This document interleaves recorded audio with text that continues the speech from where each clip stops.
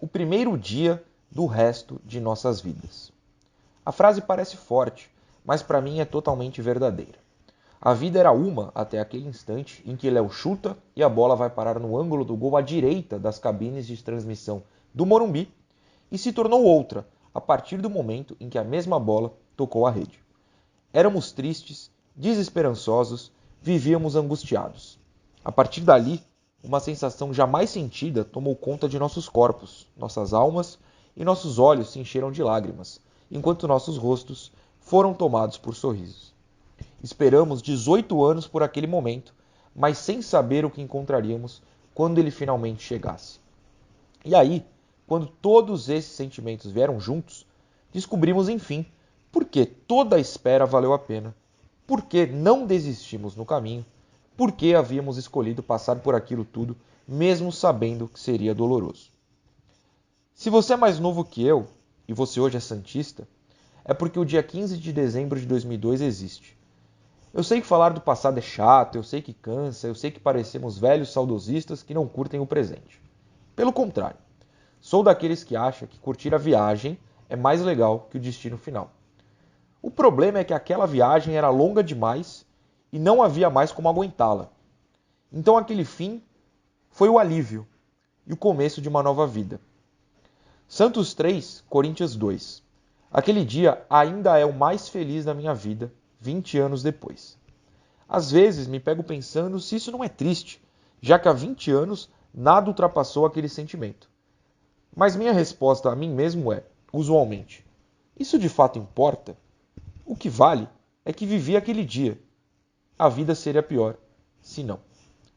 Por isso vou recontar minha história pela bilionésima vez. Eu amo o dia 15 de dezembro de 2002 e lembro como se fosse ontem. Um amigo meu, corintiano, foi lá em casa. Ele amava futebol, mas jogar, não muito assistir. Então para ele era meio que um dia comum.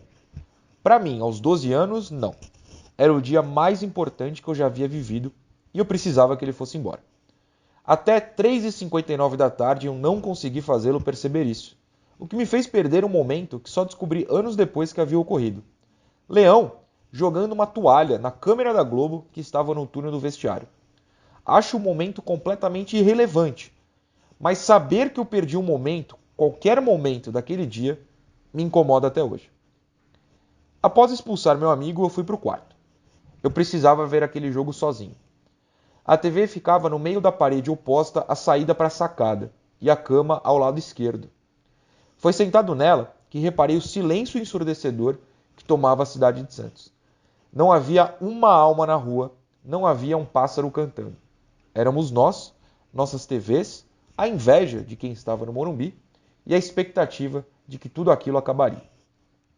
E aí Robinho pedalou e eu me escondi. Eu percebi que meu corpo não estava normal e que eu talvez não aguentasse ver aquilo.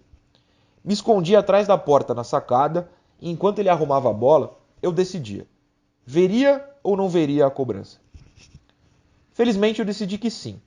Afinal, eu não sabia, mas perderia momentos importantes dali uns minutos. Ele cobrou, fez e aquele silêncio foi encerrado. Gritei, tal como milhares gritavam na vizinhança, e meus olhos se cruzaram com dois moleques do prédio da frente, que eu nunca nem soube o nome. Mas naquele momento, gritamos juntos como se fôssemos melhores amigos. Estava acontecendo, a gente ia ser feliz. Mas a vida futebolística não é fácil. Não havia sido naqueles 12 anos de um menino que amava futebol, que voltava suado e nojento do recreio porque jogava toda a bola daqueles 20 minutos como se fosse Copa do Mundo e tomava a bronca da coordenadora porque é inaceitável voltar tão molhado para a classe. Então eu talvez já soubesse que amar tanto futebol ia me fazer passar mal naquele dia, e assim foi. Fui aguentando o jogo até os 30 do segundo tempo. Foi então que o Corinthians jogou uma bola na área, empatou e meu corpo parou. Eu tive certeza que teria um infarto aos 12 anos. Tudo doía. Comecei a passar extremamente mal. Mas como contar isso para o meu pai, também absorto no jogo, mas lá na sala? Minha mãe nem em casa estava. Isso é importante para a história. Então eu tomei a decisão. Fui me trancar em um quarto e me recusar a ver o jogo a partir dali. Se eu pensar bem, é uma decisão estúpida. Eu perdi mais ou menos 12 minutos do dia mais feliz da minha vida jogando mini golf em um computador velho. Lembre-se, era 2002, não havia Wi-Fi, não havia esses jogos modernos. Ter aquele mini golf já era um privilégio. Então deitei nesse privilégio e tentei ignorar o resto do mundo. O que foi impossível. 9 minutos depois, pausa. Bem, isso é o que o cronômetro na tela da Globo diz, né? Que o primeiro gol do Corinthians foi aos 30 minutos e o segundo aos 39 do segundo tempo. Eu ainda não acredito nisso. Eu juro que se passaram 78 dias comigo dentro daquele quarto trancado. É como se o tempo tivesse parado e esquecesse de me avisar que o jogo havia terminado. Volta. Mas aí gritaram, e meu pai avisou que não. O jogo não só não havia acabado, como, nas palavras dele, abre aspas, deram um jeito de tirar da gente de novo. Fecha aspas. As palavras vieram como uma facada. Então era gol deles. Tava 2-1. A gente ia perder de novo. Baixei a cabeça e voltei pro quartinho. Eu queria me esconder, fugir de tudo e não aceitar a realidade. Eu nunca ia ser feliz com o que eu mais amava. E aí o interfone tocou. Levantei, andei até a cozinha e era minha mãe. Abre pra mim. Abro. Abriu? Não abriu. E agora? Nada. Tá bom, vou descer aí. Mas eu não desci. Eu escolhi rezar. Veja, eu não tenho religião. Eu respeito todos, só não tenho. Simplesmente não tenho. Mas eu achei ali, naquele momento, preso entre a geladeira e o armário da minha cozinha, com o interfone na mão, que eu deveria orar. Então eu pedi a Deus que dessa vez ele deixasse conosco aquele título, porque eu não aguentava mais perder. Me dá um título, por favor, só dessa vez, por favor. E aí eu resolvi descer. Abri a porta, pisei no primeiro degrau da escada e o mundo explodiu. Toda vez que eu conto essa história, eu percebo que quem ouve acha que eu estou exagerando, mas eu juro que não. O prédio tremeu, foi como se uma bomba tivesse caído em Santos e todo mundo reagisse ao mesmo tempo. É nessas horas que descobrimos como reagimos. Não há como se preparar. E minha reação ao barulho mais alto que já ouvi na vida foi correr de volta para casa. Foi quando tudo fez sentido. Meu pai estava no meio da sala, em pé, e falou 2 palavras apenas. É campeão. Eu sei que eu corri, pulei e o abracei. Olhei para a TV e os caras de listrado estavam comemorando. Então era isso. Isso era ser feliz. E a gente era de fato campeão. A partir daí a memória talvez escolha momentos específicos para guardar. Não sei como, mas voltei para o quarto da TV, vi o replay, entendi como havia sido o gol e que não iam tirar de nós não. Dessa vez, não. Em pé, vi a bola surgir no pé de Léo e falei: para acabar com o gol, para acabar com o gol. Foi como se ele tivesse me ouvido. Bateu de direita, pé com o qual ele provavelmente não consegue nem andar direito. O maior lateral esquerdo da história do clube bateu de direita. E a bola morreu no ângulo. Acabou com o gol. Mas eu não faço ideia de como eu comemorei. Minha memória me leva diretamente para a rua do quarteirão ao lado, onde havia morado até meus 8 anos. Na frente do meu antigo prédio, na noite do dia mais feliz da minha vida, eu jogava bola com a minha camisa do Santos e aquele amigo corintiano, o mesmo, me marcava. Na calçada, passou um cara com seu cachorro, viu a cena e disse: protege. Protege que nunca mais a gente vai perder para eles. Nada. Nunca mais. E ali começou o resto de nossas vidas. Nessa segunda parte, eu lerei trechinhos do livro O Time que Nunca Seria Campeão, escrito pelo Alex Sabir. O Alex é jornalista, ele provavelmente nem lembra ou nem saiba, mas a gente trabalhou juntos durante 2 semanas lá no Lance, durante as Olimpíadas de 2016. Eu era fã antes, segui fã durante e sigo fã depois. O livro é espetacular, eu nunca vi uma obra retratar tão bem aquele título de 2002. Eu acho, inclusive, que a frase "o primeiro dia do resto de nossas vidas" foi tirada dele. Eu não sei se o Alex me autoriza a ler uns trechinhos, são poucos, juro, do livro. Mas Alex, desculpa, é isso que eu faria agora e eu espero contar com a sua compreensão. Porque eu nunca vi uma obra ser tão boa, contando os fatos, as histórias, os dados daquele dia, daquele título, daquele campeonato, daquela história. Então eu vou me permitir. Alex, obrigado, porque seu livro é espetacular. Bom, vamos ler trechinhos, sem ordem. Inclusive eu recomendo que comprem, ele deve vender no Mercado Livre. Procurem, vale muito a pena. Tenho na cabeça que de longe vi Paulo Almeida levantar o troféu, ainda da arquibancada. O caminho para o campo deveria ser por um portão de acesso. O Alex estava na arquibancada no dia 15 de dezembro. Estava trancado e funcionário da Federação Paulista alegava não ter a chave. Um torcedor da Sangue Jovem, que deveria ter 3,50 metros de altura e pesar 250 quilos, tentou arrombá-lo. Sem sucesso. Parabéns para o fabricante do portão.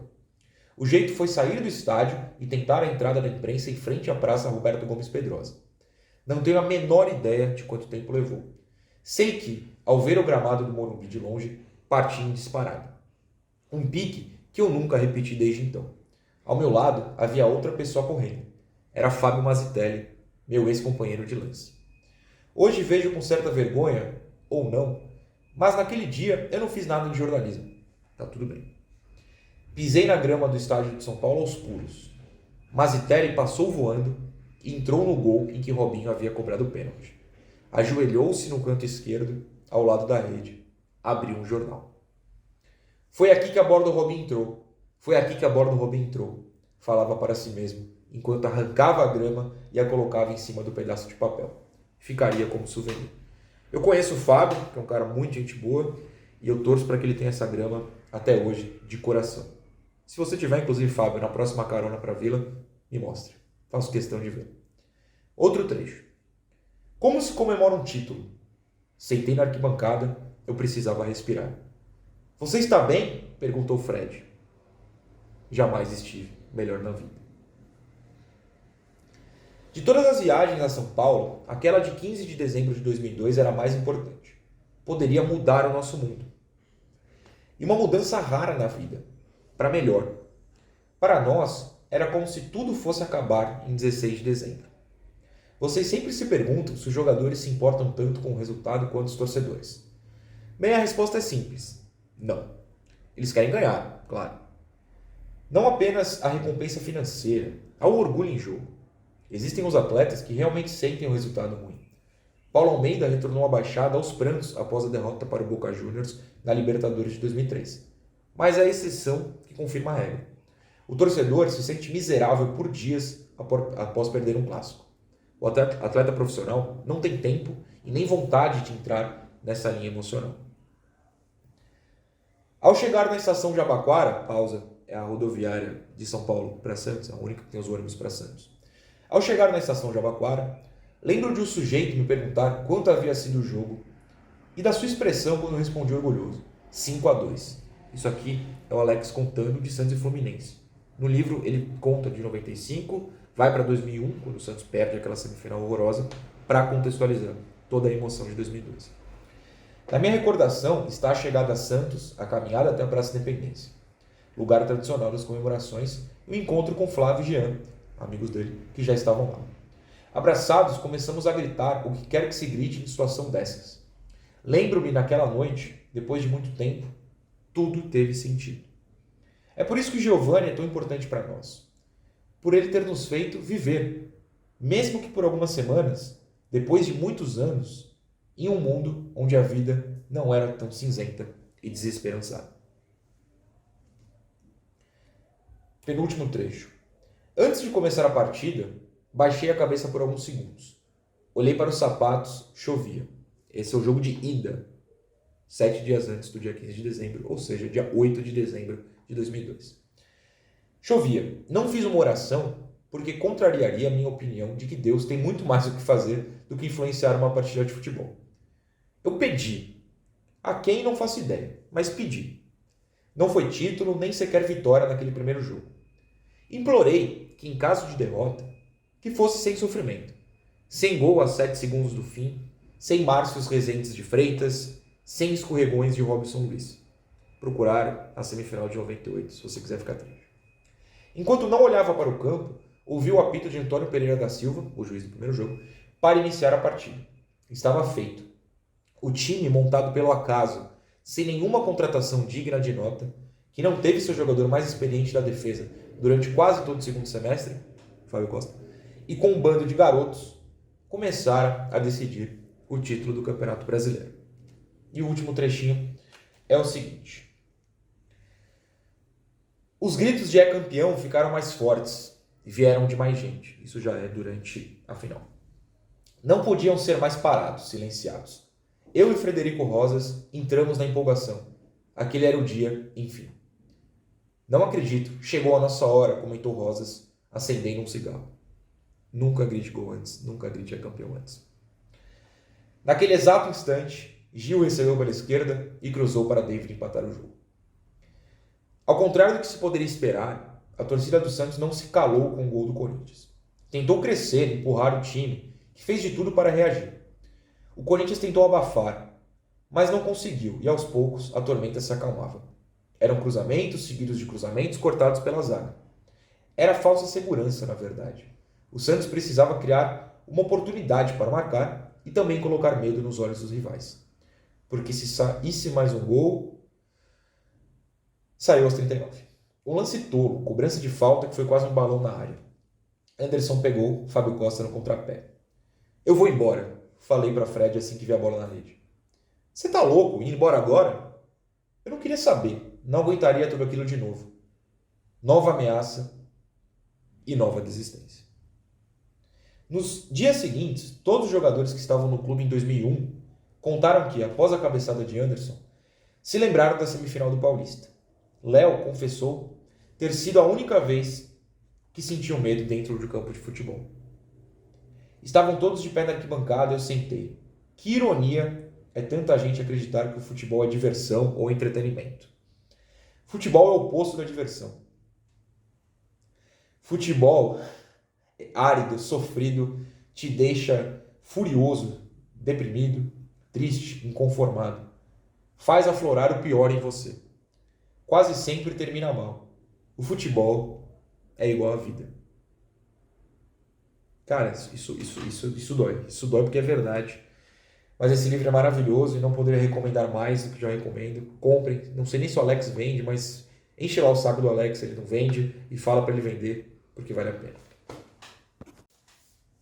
Falando em livro, o meu preferido na infância é esse aqui. Na verdade, essa é a segunda versão. Eu amava a primeira. A primeira era muito grande, capa dupla e tudo mais. Muito bem feitinho. Esse livro se chama Santos, um time dos céus, e foi escrito por José Roberto Toreiro e Marcos Aurélio Pimenta. Na primeira versão, essa lançada em 1998, que era a minha favorita na infância, o personagem principal, que se chama Brás Cubas dos Santos, era um menino que vendia cocada na reunião de fundação do Santos em 1912. Ele era novinho, portanto. Só que o livro acaba, o livro original, em 98, porque foi quando o livro foi lançado. E ele acaba com o gol 10.000 do Santos, né? O gol do Jorginho, que depois foram conferir a história e acabou virando o gol do Dutra. Mas naquele ano a gente passou muito tempo pensando que era o gol do Jorginho contra o Vila Nova de Minas na Copa do Brasil. Então o Brás Cubas, o personagem, ele morre nesse dia. Como se fosse o auge da felicidade, e aí ele aceita ir aos céus, onde ele encontra vários jogadores da história do Santos, a história que ele tinha acompanhado por inteiro. Só que aí, né, em 2002, eles mudaram a história.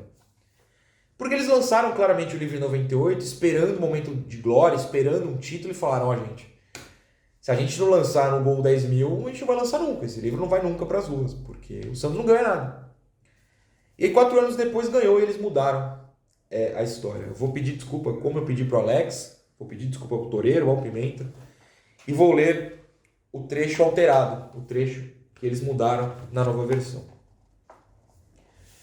Graças ao meu leal Neto Júnior, que me contava tudo o que se passava com o clube, fiquei sabendo que para o Brasileiro de 2002 tínhamos uma equipe barata, cheia de jovens desconhecidos como Alex, Paulo Almeida, Elano, Renato, Diego e Robinho, para compensar sua imaturidade alguns jogadores mais rodados, como Fábio Costa, Alberto e Léo. Depois de um começo de altos e baixos, a equipe pegou embalo e chegou ao octagonal decisivo. Em 8º lugar, mas chegou. Aí, apesar de serem garotos, os garotos jogaram como gente grande. São Paulo e Grêmio foram varridos sem piedade nos mata-matas e, de repente, aquele time de juvenis tinha chegado à final. Final que seria disputada contra o inimigo dos inimigos, o rival dos rivais, o antípoda dos antípodas, o Corinthians. No primeiro jogo, vitória por 2-0. Faltava apenas uma partida para sermos campeões brasileiros.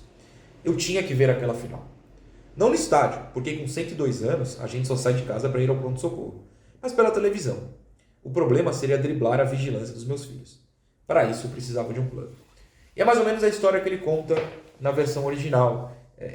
Acho que, se eu não me engano, na final do Rio-São Paulo, ou da Conmebol, ele pega um suco de maracujá e mente para a enfermeira. Não, é só para me acalmar. Aí ele dá o suco para a enfermeira, ela dorme e ele vê a final. É maravilhoso, esse livro é maravilhoso. Procurando não levantar suspeitas, levei a vida como um bom velho deve levar. Ia à janela de vez em quando, jogava dominó sozinho e só falava sobre 2 assuntos: as dores e os remédios. Santos era como se aquele clube nunca tivesse existido para mim. Representei tão bem o papel de alienado que nem José Paulo nem Lina se preocuparam comigo naquele domingo, 15 de dezembro de 2002. Eles foram me visitar na hora do almoço e partiram certos de que eu vivia num mundo onde não havia lugar para futebol. Logo que saíram, a história vai ser repetida, tá? Logo que saíram, partir para a segunda parte do meu plano. Dei um copo com suco de maracujá adoçado com calmante para minha enfermeira Marilene. Não demorou e ela roncava feito um urso. Aí, andando de pé em pé, fui até o quarto, fechei a porta-chave e liguei a televisão. Como foi bom assistir ao jogo novamente. E que jogo, que jogo. Santos e Corinthians dignos de figurar num lugar de honra no Museu do Futebol. Pausa, é importante lembrar que essa é a última final da história do Campeonato Brasileiro. Há 20 anos se joga no pontos corridos e eu sou defensor de que não pode voltar até a final para que ela seja a última para sempre, porque é histórica e é o maior jogo da humanidade. Logo aos primeiros minutos, o menino Diego, nosso principal talento, sofreu uma contusão e teve de deixar o campo. No lugar dele, entrou o experiente Robert. Outra pausa, o Diego de fato foi o melhor jogador do Santos naquele brasileiro, por mais que o Robinho tenha marcado a final, e o Fábio Costa, que fez defesas espetaculares na final também. Mas o melhor jogador durante todo o campeonato foi o Diego de fato. E esse sim não veio escrito em letra. Sem Diego, nossa reserva de genialidade ficava a cargo de Robinho. Poderia ele jogar por 2 gênios? O lance do nosso primeiro gol me deu a resposta. Sim, é claro que sim. E esse sim não veio escrito em letras, mas num lance maravilhoso. Ele recebeu uma bola na ponta e foi avançando em direção à área. Diante dele, o corintiano Rogério. Porém, ao invés de optar por uma jogada comum, ele imitou o movimento de uma pedalada. Driblou sem tocar na bola e várias vezes. 1, 7 ou 8. Rogério não sabia o que fazer, e ninguém saberia. Aquele drible, assim com tantas repetições, nunca havia sido dado antes. Então, quando o Robinho finalmente tocou na bola, ao pobre Rogério só restou fazer o pênalti. Robinho bateu e converteu. Aquele 1-0 me fez delirar. Delirar. Meu Deus, estou delirando. Se ainda tivesse dentes, eu daria um sorriso enorme. Bom demais. Mas as conquistas do Santos nunca são fáceis. E o que poderia acontecer de pior aconteceu. O Corinthians virou o jogo 2-1. Como tínhamos vencido a primeira partida por 2-0, poderíamos até perder por um gol, mas o critério de desempate favorecia o Corinthians. Portanto, com mais um golzinho, eles nos roubariam a taça.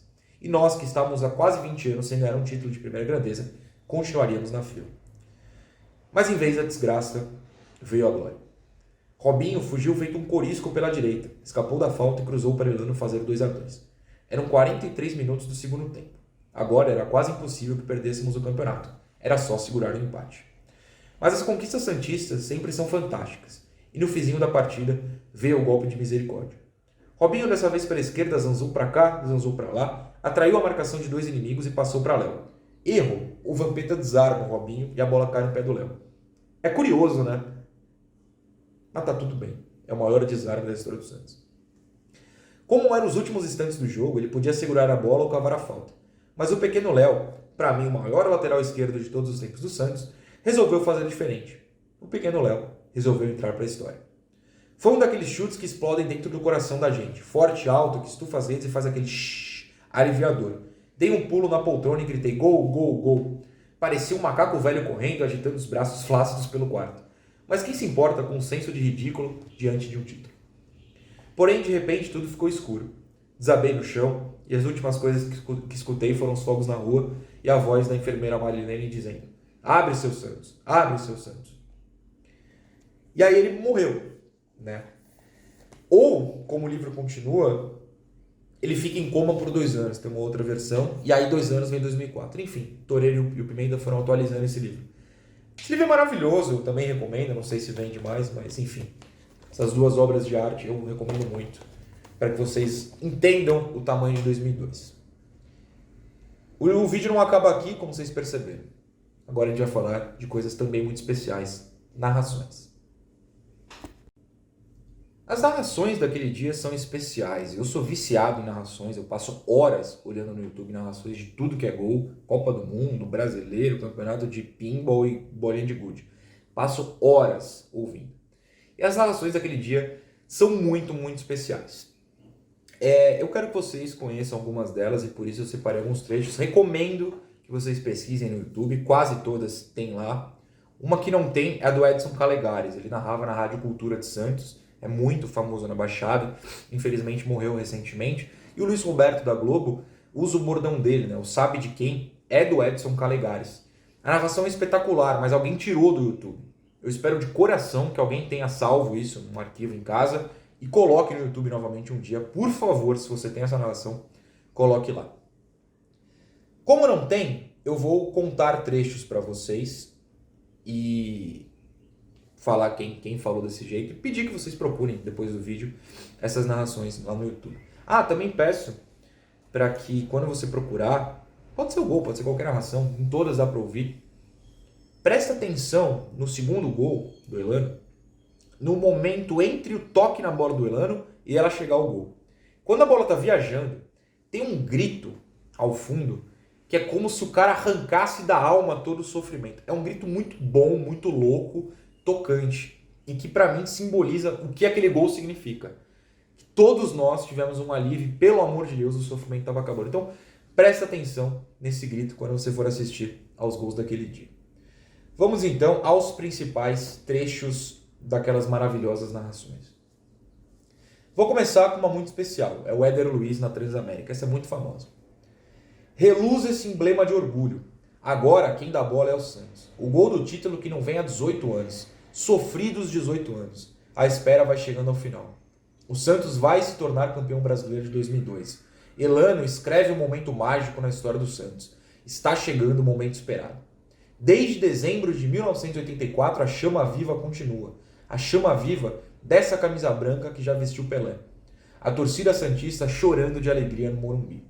Comemorando esse título, contemplando este momento triunfal. Milhares de torcedores gritando, chorando, cantando essa alegria de ser campeão. Essa alegria que mexe com o coração do santista. Um pai santista olhando para o filho. Hoje, ele não terá de explicar o que é ter amor por essa camisa branca. Essa parte dói. É fácil de entender. Hoje, essa chama viva continua mais intensa do que nunca. O símbolo do maior time do planeta brilhando novamente no peito dessa gente. 18 anos se passaram, a agonia do grito de campeão preso na garganta terminou. Essa torcida que há 18 anos clamava por um título em estado de graça. Agora você, pai santista, pode olhar para os olhos do seu filho, com lágrimas nos seus olhos, pode dizer para ele com esse choro de emoção. Agora você não precisa mais explicar o que é torcer, não precisa mais traduzir esse sentimento de amor, porque o seu filho pode comemorar. Pô, isso aqui é uma obra de arte, isso aqui é uma poesia, gente. Meu Deus. José Silvério na Rádio Bandeirantes. Eu gosto muito do trecho que ele narra o pênalti. Ele fala: ele passa o pé na bola, pra lá, pra cá. Fintou, limpou. É pênalti. E o Rogério assumiu o pênalti. Ele fala de um jeito muito marcante. Agora os trechinhos vão ser mais curtos. Eu acho que o do Éder Luiz é o superior a todos. Mas procurem. A do Silvério é maravilhosa. A do Oscar Ulisses na Rádio Globo de São Paulo. Silvério na Bandeirantes. A do Oscar Ulisses na Rádio Globo foi assim, ó. Um espetáculo indescritível que o futebol proporciona acontece outra vez no Morumbi. É a torcida do Santos que abraça seu time, que canta o som de campeão brasileiro. Nilson César na Jovem Pan. Robinho tenta finta, grande finta, se marcar acabou. Robinho dominou para o meio, bola desviada. Acabou. O talento de Robinho fez a diferença. É a mágica do futebol do Brasil. Galvão Bueno, TV Globo. Essa é a narração do segundo gol, eu acho muito boa. É do Santos, é do Peixe e pode ser do título. É isso, é simples e é isso. O Galvão foi preciso. E agora eu vou colocar a minha, talvez, preferida, não pelas palavras, talvez não pelo que é dito, mas por como é narrado. É do Jorge Lunardi. Ele narrou na Rádio Atlântica. No livro O Time que Nunca Seria Campeão, tem uma história que o Alex conta de como o Lunardi não ia ser o narrador dessa partida. Ia ser o Odinei Ribeiro. O Odinei, que a gente tanto conhece da Sport TV. mas por ser mais velho, ele foi lá e reclamou. Eu tô aqui há 200 anos e nunca narrei um jogo dessa importância, eu vou narrar. A rádio, infelizmente, ou felizmente, não sei, coitado do Odinei, que eu adoro, disse, tá bom, cortou o Odinei da narração e o Lunardi narrou. A narração é espetacular, a história é triste, mas a narração é espetacular e eu quero que vocês ouçam agora. Foi falta nele, a vantagem pro time do Peixe, abriu boa bola, Robinho dominou, tentou se livrar, vai cruzar, tá dentro da grande área, Robinho vai cruzar, vai tocar, boa bola, entrou,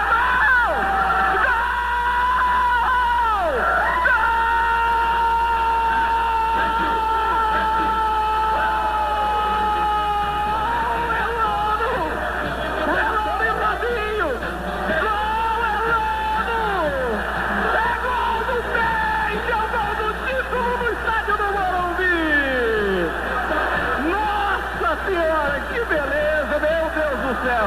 43 minutos! Santos 2, Corinthians também 2. Tá empatado o jogo, Robinho pra Elano pro Barbandi. Que beleza, Nori Márcio! Detalhe do gol, Robinho impressionante, não desistiu da jogada. Belo cruzamento, o Elano pro fundo da rede, o Santos rumo ao título, Lunardi.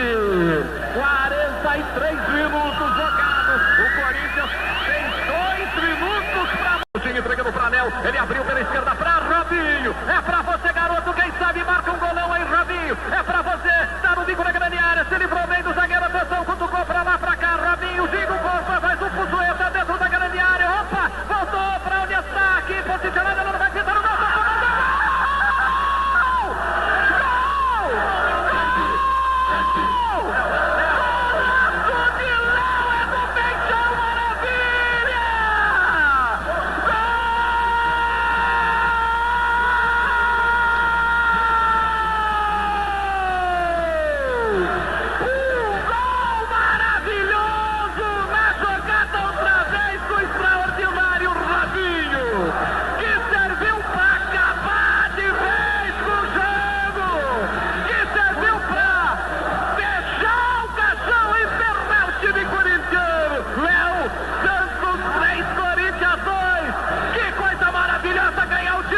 vitória em cima do Corinthians, Rony Márcio! Acabou o jogo, Lunardi, bela jogada do Robinho, deixou o Léo... Outra coisa que eu peço que vocês procurem, caso tenham interesse, são matérias do Globo Esporte do dia seguinte. Pode jogar na busca do YouTube, Globo Esporte, 16 de dezembro, 16/12, enfim, 2002. É apresentado pela Mariana Becker e tem os 3 trechos, né? São 3 trechos cortados em 3 vídeos diferentes. Mas no terceiro, todos são muito bons, tá? Vale a pena assistir tudo. Mas no terceiro tem uma matéria na torcida do Santos. Eu vou colocar algumas reações aqui, mas vale a pena assistir tudo. Para você que ainda não entendeu o tamanho daquilo, tentar entender o quanto a gente sofreu e o quanto a gente foi feliz na mesma proporção, no mesmo dia, durante o mesmo jogo. É uma loucura. Sonho é o Santos ser campeão, meu timão, 18 anos na garganta esse grito. Meu sonho hoje é ver meu time ser campeão pela primeira vez. Vai, Zica! Tem gente que liga pra casa. Oi, meu coração tá doendo. No choro da felicidade, o sonho está realizado. Um grito que demorou a sair, mas que será eternamente lembrado. Ninguém sabe que são 18 anos, cara. 18 anos a torcida merece, cara. Por fim, muito que bem. A frase mais famosa daquele dia deve ser a do Léo, né? Na entrevista pós-jogo. Vontade de chorar e morrer. Só isso. Viralizou, virou meme, enfim, como uma coisa triste, né? Quando você tá triste, você fala vontade de chorar e morrer. Mas foi um desabafo alegre. É o que eu acabei de falar. Aquele dia tem na mesma proporção toda a tristeza de 18 anos e toda a alegria que cobriu essa tristeza. Então eu acho que o Léo foi preciso. Todos nós sentimos naquele dia o que ele falou. Vontade de chorar e morrer. Vontade de chorar e morrer.